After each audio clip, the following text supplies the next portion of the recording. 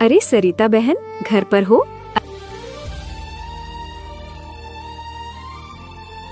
अरे कमला, आओ बैठो। आज मैं बहुत अच्छी खबर लेकर आई हूँ। कैसी खबर? तुम्हारी बेटी के लिए रिश्ता लेकर आई हूँ। सच में? हाँ, लड़के का नाम अभिषेक है, शहर में रहता है, अच्छी नौकरी करता है। इतने में रमेश भी बाहर आ गए।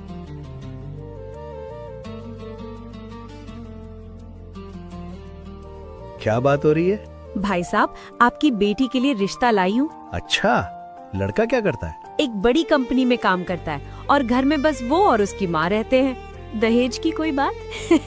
अरे नहीं, उन्होंने साफ कहा है कि उन्हें बस अच्छी बहू चाहिए। बस यही तो चाहिए था। अगर आपको ठीक लगे तो मैं बात आगे बढ़ा दूं। अगर लड़का सच में अच्छा है तो हमें कोई आपत्ति नहीं। तो समझिए, रिश्ता पक्का। कमला के जाने के बाद भी सरिता की खुशी रुक नहीं रही थी।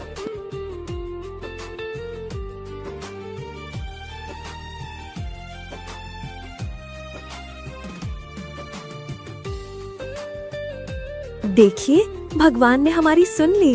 अभी इतना खुश मत हो, पहले लड़के वालों से मिल तो ले।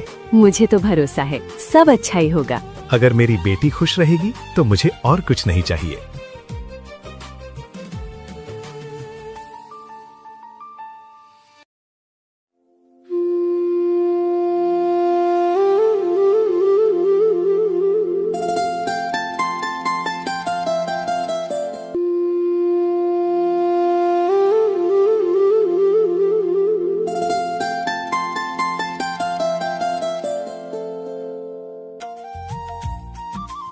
कुछ ही दिनों में दोनों परिवारों की मुलाकात तय हो गई।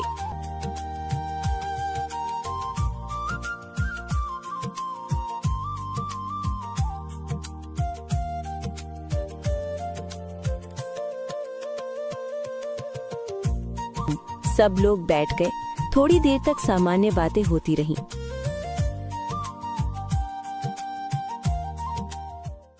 देखिए बहन जी, हम लोग साधारण लोग हैं। हमारे पास बहुत ज्यादा पैसा या बड़ा घर तो नहीं है, लेकिन हमने अपनी बेटी को अच्छे संस्कार जरूर दिए हैं। हमें बस यही चाहिए कि हमारी बेटी जहाँ जाए वहाँ खुश रहे, उसे अपने घर जैसा प्यार मिले। देखिए, मुझे दहेज वहेज से कोई मतलब नहीं है। आजकल लोग दहेज के पीछे भागते हैं, पर मैं उन सब चीजों में विश्वास नहीं करती। मुझे बस ऐसी बहू चाहिए जो घर को समझे, घर के काम संभाल सके और परिवार को जोड़ कर रख सके। हमारी बेटी को घर के सारे काम आते हैं बहन जी। बचपन से ही उसने घर में हमारा हाथ बटाया है। अच्छा है, क्योंकि आजकल की लड़कियां तो बस पढ़ाई कर लेती हैं, बाकी घर का काम तो जैसे उन्हें आता ही नहीं। इतने में अभिषेक कमरे में आया।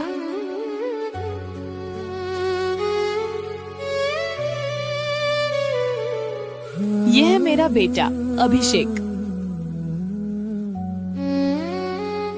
तुम्हारा हाथ थामा जैसे खुदा मिल गया, जो ढूंढा था मैंने जहां में। नमस्ते अंकल, नमस्ते आंटी। खुश रहो बेटा, बैठो। अभिषेक चुपचाप बैठ गया।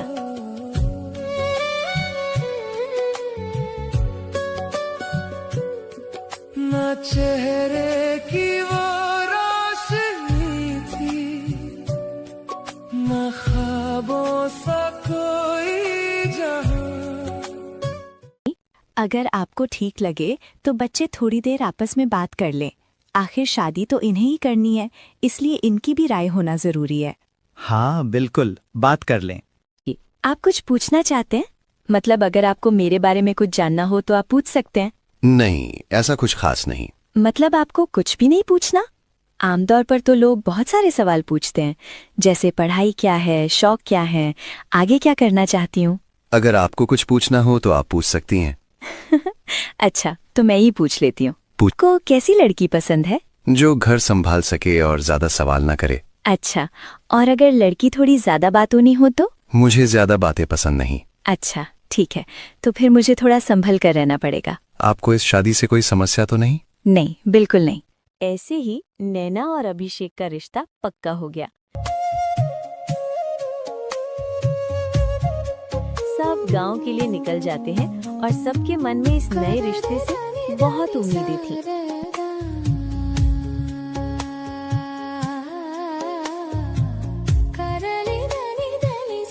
मन में उत्साह था। गांव भर में नैना के ही रिश्ते की बात हो रही थी कि कितनी भाग्य वाली है जो शहर के पढ़े लिखे परिवार में रिश्ता हो रहा। गांव की औरतें नैना की मां को बधाइयां दे रही थी।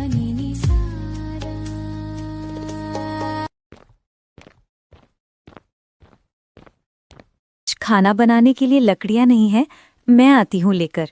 अरे तू कहाँ जाएगी अब ये सब करने? रुक, मैं झाड़ू लगा के जाती हूँ। अरे माँ, ये सब करने की क्या बात है? क्या कुछ गलत है इसमें? हमेशा तो जाती ही हूँ। हमेशा जो होता आया है वो अब नहीं होगा बेटा। अब तू एक बड़े घर की बहुरानी बनने वाली है। कुछ महीने और उसके बाद तो तेरे आगे पीछे नौकरों की टोली चलेगी। अपने माता पिता के दरवाजे पर तो तूने हमेशा ही इन दुख काटे हैं, पर भगवान ने जब तेरी किस्मत सोने की कलम से लिख दी तो अब तू ये सब क्यों करेगी? बिल्कुल सही भाग्यवान बेटा, अब तुम्हें इतना परिश्रम करने की कोई जरूरत नहीं है। मैं एक काम करता हूँ, थोड़ी देर में गांव की ही किसी के हाथों लकड़ियां भिजवा देता हूँ। हाँ, ये ठीक है, और आप भी जल्दी आ जाइएगा। कुछ ही दिनों में रिश्ता पक्का हो गया। शादी की तैयारियां शुरू हो गई। घर में खुशियों का माहौल था।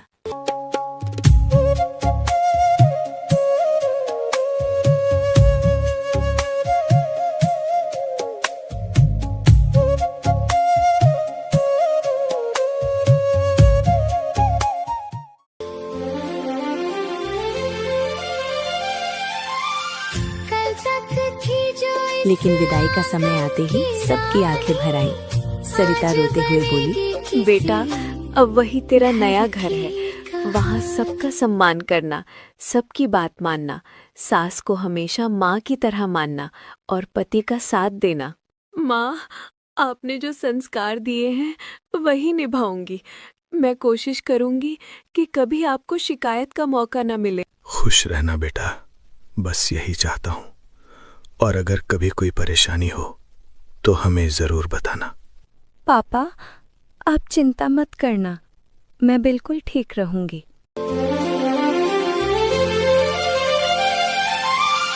कल तक थी जो इस आंगन की रानी, आज बनेगी किसी घर की कहानी। मिट्टी की खुशबू संग ले जाएगी। विदाई हो गई। नैना अपने ससुराल पहुंची। दरवाजे पर कावेरी खड़ी थी। आ गई नहीं बहू, अंदर आओ। नैना ने घर के अंदर कदम रखा। घर बड़ा था लेकिन माहौल बहुत शांत था।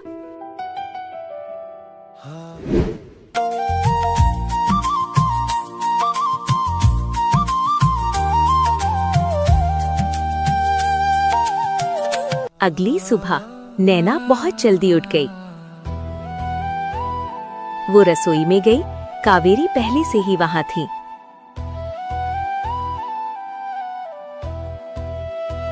माँ जी, मैं मदद कर दूं? आप बताइए क्या करना है, मैं कर देती हूँ। रहने दो। क्यों माँ जी? अगर आप बताएंगी नहीं तो मुझे सीखने का मौका कैसे मिलेगा? तुम्हें क्या आता होगा? माँ जी, हर चीज तो सीख कर ही आती है ना। आप बताएंगी तो मैं सीख जाऊंगी। मुझे प्रयोग नहीं चाहिए रसोई में। नैना चुप हो गई। दिन बीतते गए। कावेरी हर बात पर उसे टोकती।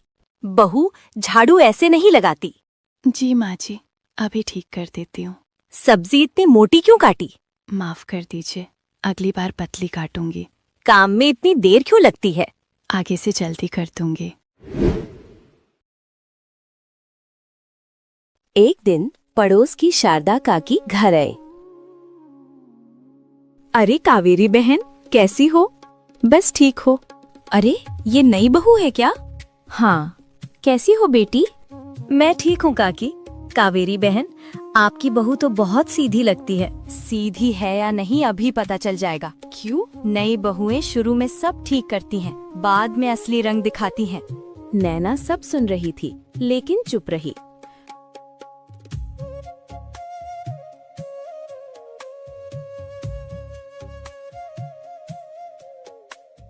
नहीं, मुझे हार नहीं माननी चाहिए। अगर मैं इस घर को अपना मानती हूँ तो मुझे ही इसे संभालना होगा। और उसी दिन उसने फैसला कर लिया, चाहे कितनी भी परेशानी आए, इस घर को टूटने नहीं देगी। बहू, चाय में चीनी इतनी कम क्यों डाली? अभिषेक को मीठी चाय पसंद है। लगता है तुम्हें अभी तक अपने पति की पसंद भी नहीं पता। माफ कीजिए माँ जी, अगली बार ध्यान रखूंगी। धीरे धीरे नैना का सरल व्यवहार ने कावेरी के दिल में खुद के लिए जगह बना ही ली। घर में स्वागत है बेटी, यहाँ तुम मेरी बेटी हो, बहू नहीं। जो भी चाहिए बिना झिझक के मांग लेना। धन्यवाद माँ जी।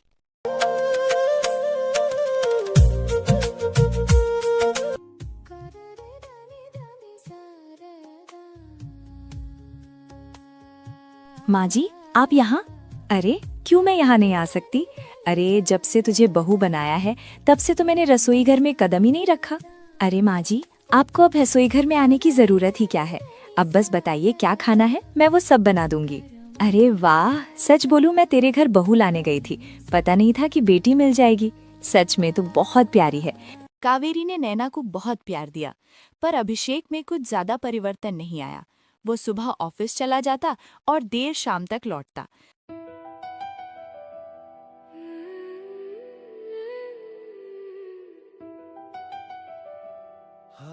पर इधर दोनों सास बहू साथ रसोई में खाना बनाती।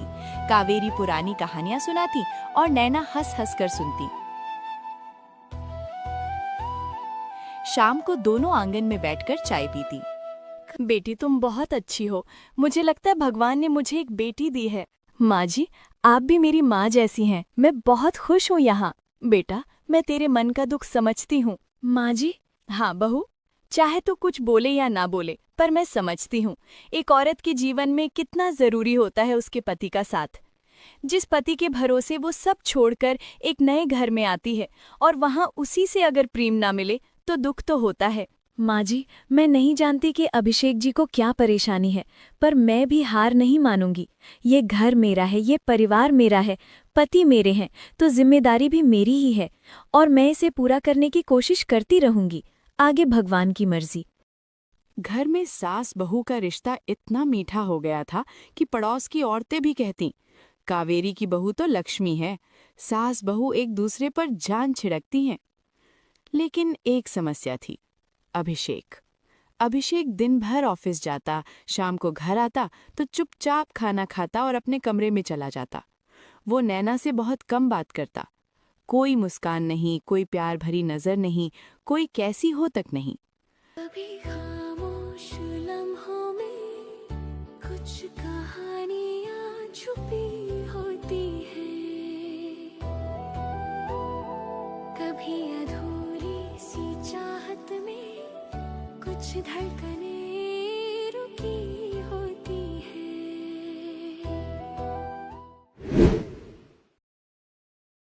कुछ महीने पहले वाली नजदीकी के बाद भी नैना को कभी कभी लगता था कि अभिषेक के मन में कुछ है जो वो पूरी तरह शेयर नहीं कर पा रहा।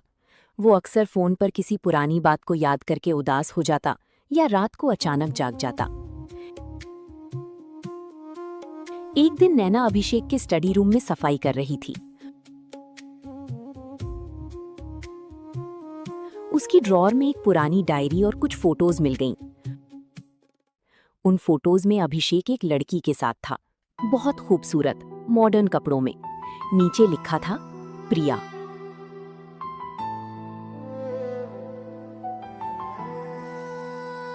नैना का दिल बैठ गया।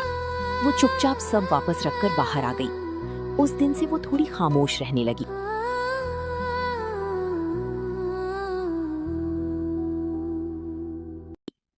क्या हुआ बेटा, कुछ परेशान लग रही है?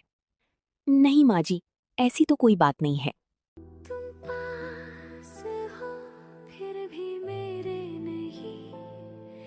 अगर अभिषेक जी मुझे अपना अतीत बताना चाहेंगे तो खुद बताएंगे। मैं उन पर दबाव नहीं डालना चाहती। मैं देखना चाहती हूँ कि वो मुझे कितना अपना समझते हैं। नैना का दिल तो दुखा था, पर वो किसी को भी ये बात बताना नहीं चाहती। बाहर से वो वैसी ही हंसती बोलती रही, लेकिन अंदर से थोड़ी उदास और इंतजार में रहने लगी कि किसी दिन अभिषेक खुद अपना पूरा अतीत उसे बताएगा।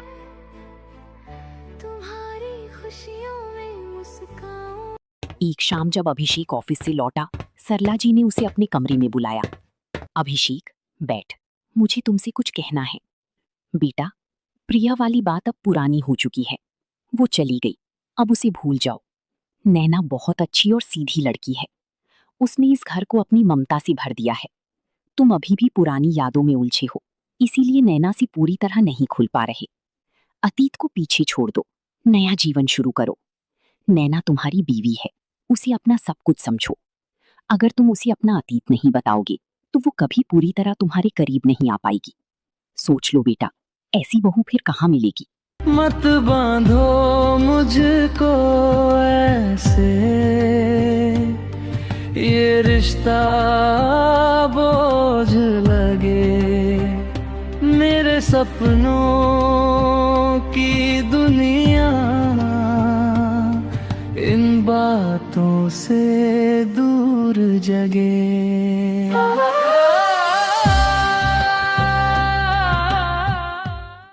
अगले कुछ दिन नैना चुपचाप सब देखती रही। अभिषेक कभी कभी अकेला बैठा पुरानी यादों में खोया रहता, तो नैना दूर से देखकर मन ही मन दुखी होती। वो अभिषेक के लिए पहले की तरह सब करती, उसकी फेवरेट खाना बनाती, उसका सामान ठीक रखती, लेकिन अब वो पहले जितनी खुलकर बात नहीं करती थी। एक तरफ वो घर था जहां नैना अपनों के बीच रहकर भी अकेली थी, और दूसरी तरफ शहर का ये कोना जहां अभिषेक अपनी मर्जी की जिंदगी चुन तो रहा था, पर अंदर ही अंदर एक अजीब सी कश्मकश से गुजर रहा था।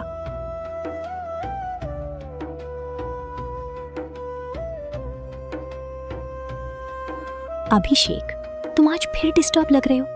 उस दिन प्रेजेंटेशन में भी तुम्हारा ध्यान कहीं और था। What's wrong? प्रिया, घर पर चीजें बहुत मुश्किल होती जा रही हैं। कल रात माँ से फिर बहस हो गई, वो नैना की तरफदारी कर रही थी। मुझे समझ नहीं आ रहा कि मैं इस सिचुएशन को कैसे हैंडल करूं। हैंडल क्यों करना है अभिषेक? तुम्हें बस एक फैसला लेना है। तुमने मुझसे वादा किया था कि तुम इस जबरदस्ती की शादी को खत्म कर दोगे। तुम कब तक उस गांव की लड़की के साथ इस नाम के रिश्ते का बोझ उठाते रहोगे? It's been a year. I know Priya, पर नैना वो बुरी लड़की नहीं है।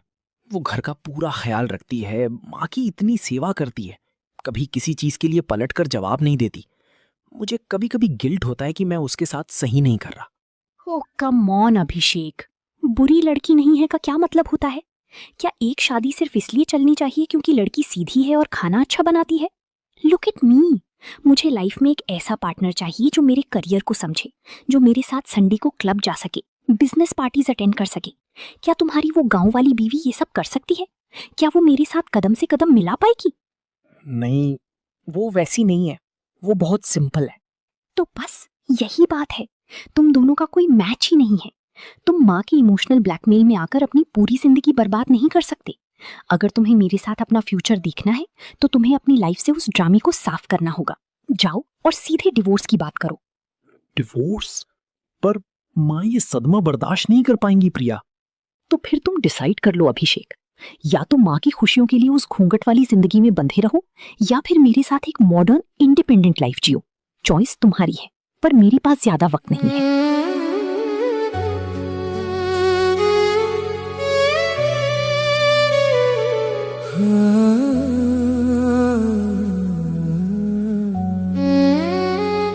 तुम्हारा हाथ थामा तो लड़ा, जैसे खुदा मिल गया। जो ढूंढा था मैंने जहां में, वो मुझ में ही छुपा मिल गया। नैना, जो अपने माँ बाप की आंगन की चहकती हुई चिड़िया थी, आज इस बड़े शहर के एक शांत कमरे में अपनी ही आहटों से डरने लगी थी। शादी को अब 8 महीने होने को हैं, पर अभिषेक और नैना के बीच आज भी वैसा ही अनजानी सी दीवार है।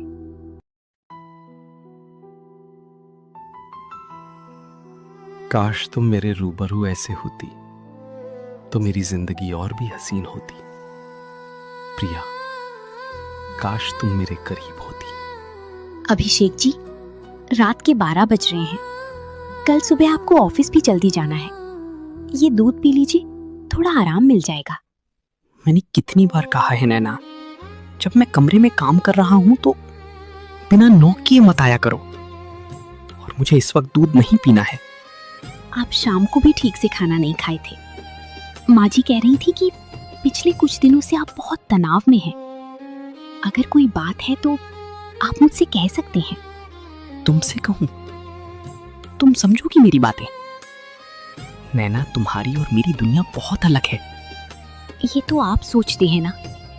आप कभी कोशिश तो कीजिए, मैं जरूर समझूंगी। तुम मुझे नहीं समझ सकती नैना, और शायद मैं भी तुम्हें नहीं समझ सकता। सुनो, माँ से मेरी शिकायत करनी बंद कर दो। मैं जानता हूं कि मैंने गलत किया। मुझे शादी के लिए हाँ नहीं करनी चाहिए थी। मैं समझता हूं कि एक लड़की शादी को लेकर कितने सपने देखती है, और मैंने तुम्हारे सपनों को ही खत्म कर दिया। हो सके तो मुझे माफ कर देना। तुम बस इतना ही समझ पाओगी शायद। फिर भी मेरे नहीं, ये बात मैं दिल से कहती नहीं। आप एक बार कोशिश तो करते अभिषेक जी, मैं समझ जाती। जी लेती हूँ, तुमसे कोई शिकायत नहीं।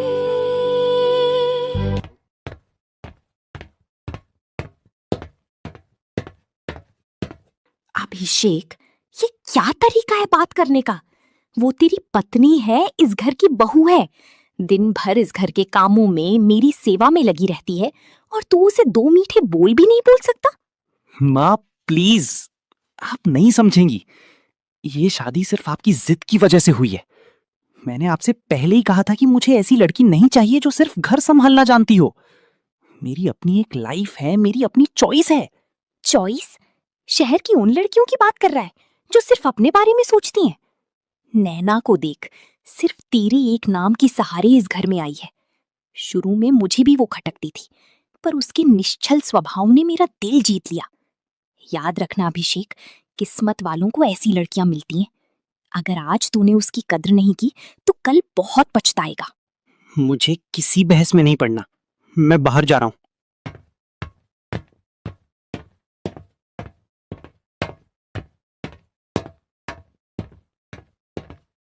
माँ जी, आप गुस्सा मत कीजिए। उनकी तबीयत ठीक नहीं होगी शायद, इसलिए चिढ़ गए। आप चलिए, दवा खाकर सो जाइए। इंसान जब अपनी जिद और झूठी सहूलियत के पीछे भागता है तो वो उन रिश्तों की कद्र भी भूल जाता है जिन्होंने उसे सब कुछ दिया। अभिषेक ने अपनी नई दुनिया चुनने का फैसला तो कर लिया था, पर इसकी कीमत पूरे घर को चुकानी थी।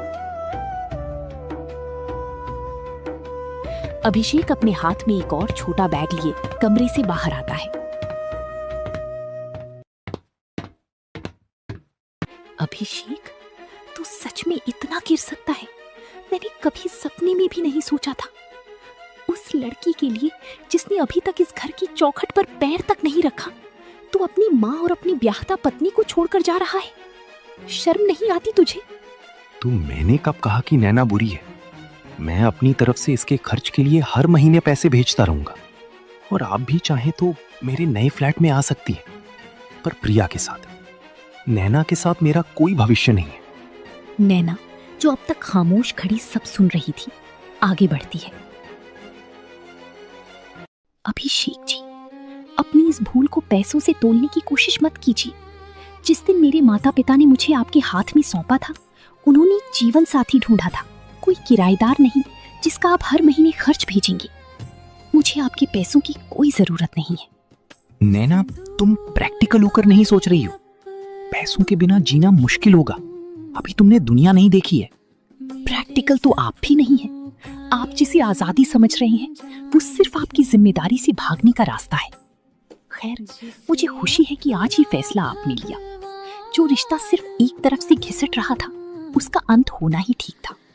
आप जाइए अपनी उस मॉडर्न दुनिया में, जहां दिल से ज्यादा दिखावे की कीमत होती है।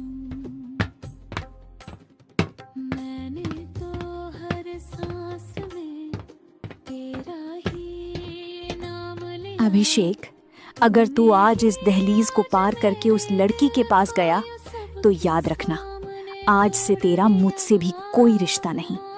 मेरे लिए मेरा बेटा मर गया।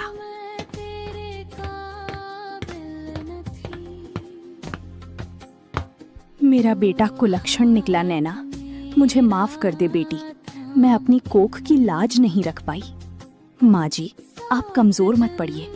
जो हमारे वजूद का सम्मान नहीं कर सका उसके लिए रोना कैसा। आप अकेली नहीं हैं, मैं आपके साथ हूँ। सपने जब हकीकत की जमीन पर उतरते हैं तब उनकी असली कीमत समझ आती है।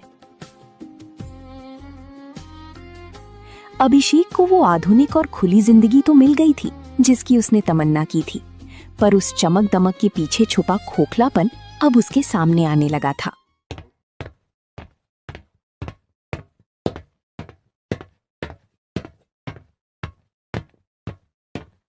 प्रिया, तुम आ गई? प्लीज जरा एक गिलास पानी दे सकती हो? और शाम को आते वक्त डॉक्टर ने जो दवाइयां लिखी थी वो लाई क्या तुम? ओह गॉड अभिषेक, मैं अभी अभी एक बहुत ही हेक्टिक क्लाइंट मीटिंग और उसके बाद 2 घंटे के ट्रैफिक से जूझ कर आ रही हूँ। आते ही तुम्हारी फरमाइशी शुरू हो गई। पानी फ्रिज में है, खुद ले लो। और रही बात दवाइयों की, तो मैं केमिस्ट की दुकान पर रुकना भूल गई। भूल गई? प्रिया, मुझे पिछले 3 दिन से 102 डिग्री बुखार है। माँ और नैना के जाने के बाद से इस घर का क्या हाल हो गया है तुम्हें दिख नहीं रहा? रसोई में कुछ खाने को नहीं है, घर हफ्तों से साफ नहीं हुआ। एक्सक्यूज मी, तो क्या तुम मुझसे ये उम्मीद कर रहे हो कि मैं ऑफिस का काम छोड़कर यहाँ झाड़ू पोछा करूं और तुम्हारे लिए खाना बनाऊं? I am a working woman Abhishek, तुम्हारी वो गांव वाली बीवी नहीं हो जिसके पास पूरे दिन घर के कामों और तुम्हारी चाकरी करने के अलावा कोई काम नहीं था। प्रिया की जुबान से गांव वाली बीवी और चाकरी शब्द सुनकर अभिषेक के दिल पर जैसे किसी ने हथौड़ा मार दिया हो। उसकी आंखों के सामने अतीत के धुंधले दृश्य तैरने लगते हैं। तू जहां भी जाएगा दुआएं संग जाएंगी। प्रिया, रिश्ता सिर्फ साथ घूमने या पार्टी करने का नाम नहीं होता। जब कोई बीमार हो, परेशान हो तो अपनों की परवाह की जाती है। नैना ने कभी शिकायत नहीं की। तो जाओ ना फिर अपनी उसी नैना के पास, किसने रोका है तुम्हें? अभिषेक, मैं तुम्हारी माँ की केयर टेकर या तुम्हारी पर्सनल नर्स बनने के लिए तुम्हारे साथ लिव इन में नहीं आई हूँ। मुझे मेरी स्पेस चाहिए, मेरा करियर चाहिए। अगर तुम अपनी इस बीमार और रोतू लाइफस्टाइल से बाहर नहीं निकल सकते तो शायद हमारा साथ यहीं तक था। इंसान जब अपनी जड़ों को काटकर नई दुनिया बसाने की कोशिश करता है तो शुरुआत में सब बहुत चमकीला लगता है, पर हकीकत के थपेड़े जब पड़ते हैं तब समझ आता है कि महलों से कीमती अपनों का साया होता है।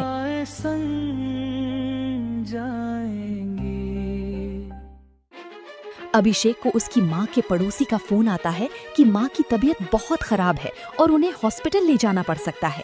अभिषेक घबराकर फोन काटता है।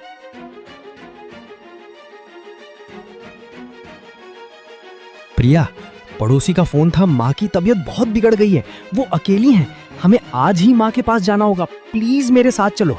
अभिषेक, I have an important presentation today. मैं अपनी जॉब दांव पर नहीं लगा सकती। और वैसे भी तुम्हारी माँ ने तुमसे सारे रिश्ते तोड़ दिए थे ना, अब क्यों जा रहे हो? और सच कहूँ तो मैं उस ओल्ड फैशन ड्रामे में नहीं पढ़ना चाहती। Old fashion drama? वो मेरी माँ है प्रिया, और इस दुनिया में उनका इकलौता मैं ही हूँ। लिसन, मेरे पास एक करियर है। अगर तुम्हें जाना है तो जाओ, पर मुझसे ये उम्मीद मत रखना कि मैं वहाँ आकर तुम्हारी माँ की सेवा करूंगी। मेरे लिए मेरे करियर से ज्यादा प्यार कोई नहीं, ना मेरी माँ ना तुम्हारी। समझ रहा।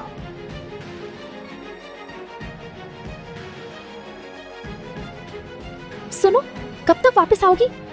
एक्चुअली सारे फ्रेंड्स इस छुट्टियों में कहीं ट्रिप प्लान कर रहे हैं, तो आकर हम दोनों की टिकट्स कंफर्म कर देना। जिसके लिए कोई भी रिश्ता मायने नहीं रखता, शायद मैं उससे अब कोई रिश्ता नहीं रख पाऊंगा। क्या? What are you saying, अभिषेक? मैं अब इस घर में लौट कर नहीं आऊंगा। सॉरी प्रिया, तुम गलत नहीं हो, पर मैं भी गलत नहीं। बस हम दोनों बहुत अलग हैं एंड एक साथ नहीं रह सकते। ओह गॉड, अभिषेक, तुम बहुत इमोशनल होकर कोई भी फैसला करते हो। और तुम बहुत प्रैक्टिकल हो।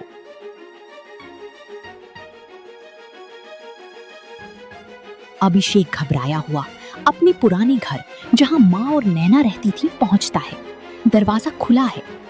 अंदर का नजारा देखकर अभिषेक के पैरों तले जमीन खिसक जाती है। घर में माँ नहीं है, पूरा घर खाली है। तुलसी का पौधा सूख चुका है। आप क्यों आए हो अभिषेक बाबू?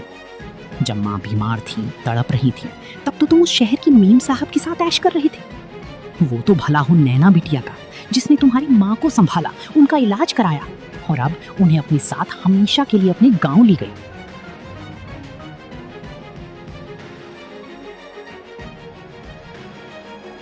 दिखावे की दुनिया का मोह जब भंग होता है, तब इंसान को समझ आता है कि सुकून किसी चमकीले फ्लैट में नहीं, बल्कि उन अपनों के पास होता है जो बिना किसी शर्त के हमसे प्यार करते हैं।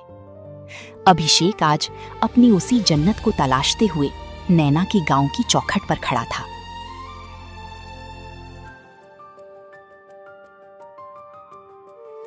नैना की पिता की अनाज और किराने की एक बड़ी दुकान है। नैना एक नए और मजबूत रूप में दिख रही है। उसने सादी पर साफ साड़ी पहनी है, बालों की चोटी बनाई है और उसके चेहरे पर एक गजब का आत्मविश्वास है। वो हाथ में बही खाता लिए दुकान पर बैठी है और हिसाब किताब संभाल रही है। वो अब वो सहमी हुई लड़की नहीं, बल्कि एक आत्मनिर्भर महिला लग रही है। माँ, नैना, माँ मुझे माफ कर दो माँ। मैं अंधा हो गया था। मुझे लगता था कि बड़ी डिग्रियां, अंग्रेजी बोलना और मॉडर्न होना ही जिंदगी है, पर उस शहर की चमक ने मुझे अंदर से खोखला कर दिया। जब मैं बीमार था, जब मुझे अपनों की जरूरत थी, तब मुझे समझ आया कि रिश्ता क्या होता है। जब तू उस घर की चौखट पार करके गया था अभिषेक, तभी तूने अपनी माँ को मार दिया था। आज जब नैना ने अपनी परवाह किए बिना मुझे उस सूने घर से लाकर सहारा दिया, मेरी माँ की तरह सेवा की, तब मुझे समझ आया कि बेटा कोख से नहीं, कर्मों से होता है। मेरी औलाद नैना है, तू नहीं। माँ, मुझे पता है मैंने बहुत बड़ा पाप किया है। मैं उस दिखावे और आधुनिकता के जाल में अंधा हो गया था, पर मुझे मेरी गलती समझ आ गई माँ। जब मैं अकेला पड़ा तो मुझे आपकी ममता और नैना के उस पवित्र प्यार की कीमत समझ आई। एक बार कह दो कि तुमने मुझे माफ कर दिया। माफी? ये फैसला करने वाली मैं कोई नहीं होती। अरे मैं तो तेरी माँ हूं, जन्म दिया है तो माफ भी कर दूंगी। पर तेरी ब्याहता, जो अपना सब छोड़कर सिर्फ तेरे भरोसे हमारे घर आई थी, तूने उसके साथ कितना गलत किया, तुझे अंदाजा भी है? एक औरत सब बर्दाश्त कर सकती है, पर जब अपना पति उसे और उसके प्रेम को किसी पराई के लिए ठुकरा कर चला जाए, ये वो कैसे झेल सकती है? तूने एक पल के लिए भी नहीं सोचा अभिषेक? अगर तुम्हें माफी चाहिए तो जाओ नैना के पास। अगर वो तुम्हें माफ कर दे तो शायद भगवान भी तुम्हें माफ कर दे, पर मेरे लिए तुम आज भी एक अजनबी हो। नैना, मुझे सबसे पहले तुम्हारे पास ही आना चाहिए था, तुमसे ही माफी मांगनी चाहिए, पर डरता हूं जिसके साथ मैंने इतना गलत किया उसका सामना मैं करूं भी तो कैसे? क्या तुम मुझे कभी माफ कर पाओगी? मैं इस लायक नहीं हूं, पर प्लीज मुझे एक मौका दे दो। अगर ये गलती आपकी जगह मुझसे होती और आज आपकी जगह मैं खड़ी होती, तब आपका क्या फैसला होता अभिषेक जी? शायद मैं तुम्हें कभी स्वीकार नहीं कर पाता। माफी तो बहुत दूर की बात है। तो आप मुझसे क्या उम्मीद करते हैं? मुझे नहीं पता नैना, मैं बस अपना खोया सब वापस पाना चाहता हूं। तुम मेरी जगह होती, मैं तुम्हारी जगह होता। ये सब जो नहीं हुआ वो नहीं सोचना चाहता, पर जो मुझसे हुई है उसके लिए मैं दिल से बहुत शर्मिंदा हूं। मुझे अपनी जिंदगी में जगह दे पाओगी? अभिषेक जी, एक पति का दिल शायद अपनी पत्नी को दोबारा स्वीकार ना कर पाए, पर एक औरत का दिल चाहे कितना भी सख्त क्यों ना हो जाए, जब बात उसकी सुहाग की आती है तो वो मोम की तरह पिघल ही जाता है। इस दुनिया के सामने मैं भले ही आत्मनिर्भर बन गई, पर इस दिल की एक छोटे से कोने में आज भी वही गांव की लड़की छुपी थी, जिसकी सिर्फ एक ही तमन्ना थी, अपने पति के साथ अपनी एक छोटी सी दुनिया बसाना। नैना,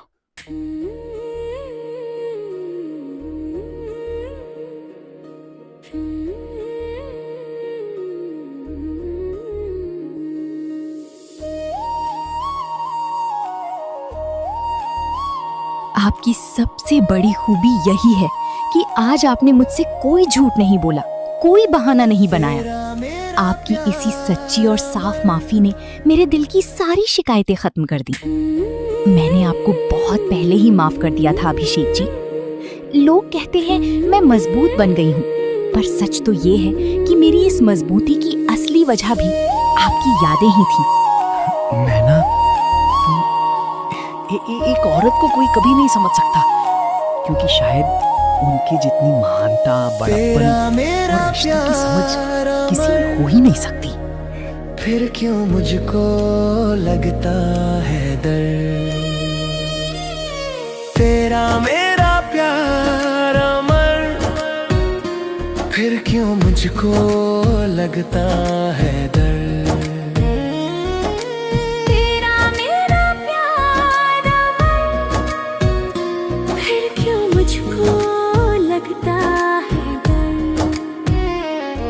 मेरे जीवन साथी बता, क्यों दिल धड़के रह कर। माँ जी, आप तो हमेशा कहती थी ना कि मैं इस घर की लक्ष्मी हूँ, आपकी बेटी हूँ। तो क्या आज अपनी इस बेटी की सबसे बड़ी तमन्ना पूरी नहीं होने देंगी? देखिए, आपकी परवरिश हार नहीं सकती थी। आपका बेटा सुधर कर अपनी सही राह पर वापस आ गया है। इसने अपने रिश्तों की खातिर अपनी उस पूरी दुनिया को भी लात मार दी। पर इसने जो तेरे साथ किया नैना, मैं उसे कैसे भूलूं? माँ जी, एक औरत का दिल जब पत्नी बनकर अपने पति को माफ कर सकता है, तो क्या एक माँ का दिल अपने बच्चे को माफ नहीं कर सकता?